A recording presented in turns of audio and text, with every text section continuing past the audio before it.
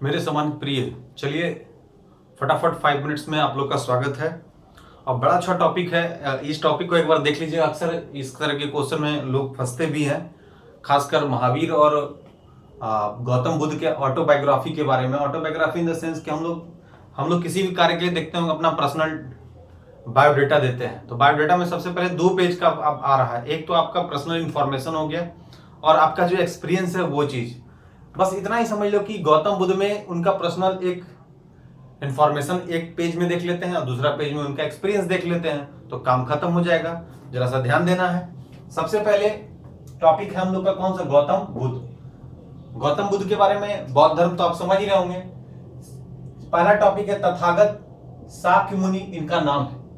इनका तथागत भी नाम है और शाक्य मुनि ने नाम भी है। लाइट ऑफ एशिया इन्हें कहा गया है। ध्यान रखना है, गौतम बुद्ध को तथागत, शाक्य मुनि और लाइट ऑफ एशिया भी कहा गया है। दूसरा ध्यान दीजिएगा, इनका जन्म है 563 ईसा पूर्व। अक्सर ये सवाल पूछा जाता है कि इनका जन्म कब हुआ था? 563 ईसा पूर्व। वैशाख कृष्ण पूर्णिमा में इनका जन्म हुआ था। कभी कभी ये सवाल लोगों को लगता है कि सर ये सब क्यों पूछता है कि वैशाख कृष्ण पूर्णिमा कब हुआ था, लेकिन आपसे सवाल पूछा जा सकता है। तो सबसे पहले ध्यान रखिएगा, गौतम बुद्ध, इनका उपनाम यानी अलग और क्या नाम था? तथागत, शाक्य मुनि, लाइट ऑफ एशिया। इनका जन्म 563 ईसा पूर्व, वैशाख कृष्ण पूर्णिमा में। जगह है कपिल वस्तु, याद रखिएगा, इनका जगह है कपिल वस्तु और ये पोजीशन लुम्बिनी के गांव। लुम्बिनी एक गांव है जहां पर इनका जन्म हुआ था, कपिल वस्तु में। इनका जो कुल है शाक्य क्षत्रिय। ध्यान देना है, जो इनका कुल है यानी जो जीनस जिसको बोलते हैं वो ये शाक्य क्षत्रिय। फिर से एक बार देखिएगा, गौतम, इनका पर्सनल बायोडाटा पर चल रहे हैं, अभी इनके एक्सपीरियंस पर हम लोग बात नहीं किए हैं। ध्यान रखना है कि हम लोग जब भी किसी 2 तरह के पेज लगाते हैं, एक पर्सनल इंफॉर्मेशन और दूसरा हम लोग का एक्सपीरियंस चलता है। एक्सपीरियंस पे बात करेंगे। तो बौद्ध धर्म से संबंधित किसकी बात करें? गौतम बुद्ध। नाम इनका क्या? उपनाम तथागत भी है, शाक्य मुनि कहा गया, इन्हें लाइट ऑफ एशिया भी कहा गया है गौतम बुद्ध को। दूसरा, इनका 563 ईसा पूर्व में इनका जन्म है, वैशाख कृष्ण पूर्णिमा। जगह है कपिल वस्तु और जो गांव का नाम है लुम्बिनी। और ये इनका कुल था शाक्य क्षत्रिय। बचपन का नाम इनका सिद्धार्थ। याद रखना है, गौतम बुद्ध का बचपन का नाम सिद्धार्थ। इनके पिता का नाम शुद्धोधन, जो शाक्य गण के मुखिया थे। याद रखिएगा, यहाँ पर गण यानी गणतंत्रात्मक व्यवस्था थी, रिपब्लिकन सिस्टम चल रहा था। तो पिता थे शुद्धोधन, जो शाक्य गण के मुखिया थे।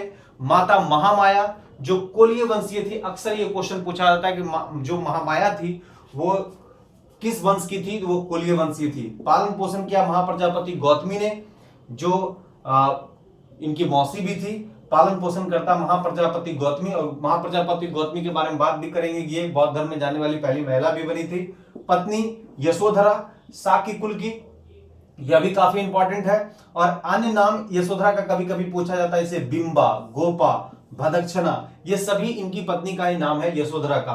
तो और इनके पुत्र का नाम राहुल, एक प्रकार का बंधन कहा गया है। तो चलिए, ये मेरे ख्याल से क्लियर हो गया होगा। फिर से एक बार देखते हैं फटाफट 5 मिनट्स में। गौतम बुद्ध, अन्य नाम तथागत, शाक्य मुनि, लाइट ऑफ एशिया। इनका जन्म 563 ईसा पूर्व। ये जो थे वैशाख कृष्ण पूर्णिमा में इनका जन्म हुआ था। प्लेस कपिल वस्तु के लुम्बिनी ग्राम में। कुल शाक्य क्षत्रिय। बचपन का नाम सिद्धार्थ। पिता थे शुद्धोधन, जो शाक्य गण के मुखिया थे। माता महामाया, जो कोलीय वंशीय थी। पालन पोषण महाप्रजापति गौतमी ने किया। पत्नी यशोधरा, जो शाक्य कुल की थी। और अन्य नाम इस यशोधरा का था बिंबा, गोपा और भदक्षणा। और इनके पुत्र का नाम था राहुल, जिसे कहा गया है एक प्रकार का बंधन। अब चलते हैं इनके डिस्क्रिप्शन में, इनकी एक्टिविटीज में जाते हैं कि क्या क्या किए। सबसे पहले 29 वर्ष के काल में, 29 ईयर में, 29 साल की अवस्था में, ध्यान रखना है 29 साल याद रखना है, 29 साल के उम्र में इन्होंने गृह त्याग दिया, घर छोड़ दिया। इसके घर छोड़ने की घटना को बोलते हैं महाभिनिष्क्रमण। महाभिनिष्क्रमण, गृह त्याग है उन्होंने 29 साल में, महाभिनिष्क्रमण। सबसे पहले पहुंचे ये वैशाली। ध्यान रखना है, गृह त्याग के सबसे पहले पहुंचे वैशाली। यहां इन्हें मिले अलार कलाम, जो सांख्य दर्शन से संबंधित थे और ये इनके प्रथम गुरु बने। अलार कलाम का संबंध सांख्य दर्शन से है। याद रखना है कि हम लोग षड दर्शन के बारे में बात किए थे, तो सांख्य के जो है वो उसके प्रणेता कपिल है। तो सांख्य दर्शन का जो सांख्य दर्शन से संबंधित है अलार कलाम, जो इनके प्रथम गुरु थे। और ये सबसे पहले पहुंचे वैशाली। वैशाली के बाद पहुंचे उर्वेला, जिसे बौद्ध गया भी कहा जाता है। पीपल वृक्ष के नीचे इन्हें ज्ञान की प्राप्ति हुई और इस ज्ञान की प्राप्ति को कहा गया है संबोधि। तो घर छोड़े, महाभिनिष्क्रमण। सबसे पहले पहुंचे अलार कलाम के पास वैशाली में, जो प्रथम गुरु बने इनके सांख्य दर्शन। दूसरा ये उर्वेला बौद्ध गया पहुंचे, जहां पर पीपल वृक्ष के नीचे इन्हें ज्ञान की प्राप्ति हुई, संबोधि कहलाई। इसके बाद वहां से निकलकर जब इन्हें ज्ञान की प्राप्ति हुई, सारनाथ में जाके पहला उपदेश दिए, 5 कुंडीय ब्राह्मणों को दिया, और यह कहलाया धर्म चक्र प्रवर्तन। घर छोड़े, महाविनिष्क्रमण, ज्ञान की प्राप्ति हुई, संबोधि, और पहला उपदेश दिए, धर्म चक्र प्रवर्तन। इसके बाद सारनाथ के बाद ये पहुंचे काशी, काशी के बाद पहुंचे उरुवेला फिर से, और उरुवेला के बाद पहुंचे राजगीर। राजगीर पहुंचकर बिंबिसार, पता होगा हर्य वंश के संस्थापक बिंबिसार के द्वारा इन्हें बेलवन दान में दिया गया, और फिर ये पहुंचे कपिलवस्तु, और इसके बाद ये पहुंचे श्रावस्ती, जहां पर इन्होंने सर्वाधिक उपदेश दिया था। तो बड़ा अच्छा कंसेप्ट है। गृह त्यागे, महाविनिष्क्रमण, इसके बाद अलार कलाम से पहली शिक्षा ली, उर्वेला बौद्ध गया पहुंचे और यहां पर उन्हें ज्ञान की प्राप्ति हुई, संबोधि, पहले बार इन्होंने जो उपदेश दिया उसे धर्म चक्र प्रवर्तन, और सर्वाधिक उपदेश 100 से सर्वाधिक, 100 से श्रावस्ती, याद रखना है, सर्वाधिक उपदेश श्रावस्ती में इन्होंने दिया। और इस तरह से इनका पर्सनल इंफॉर्मेशन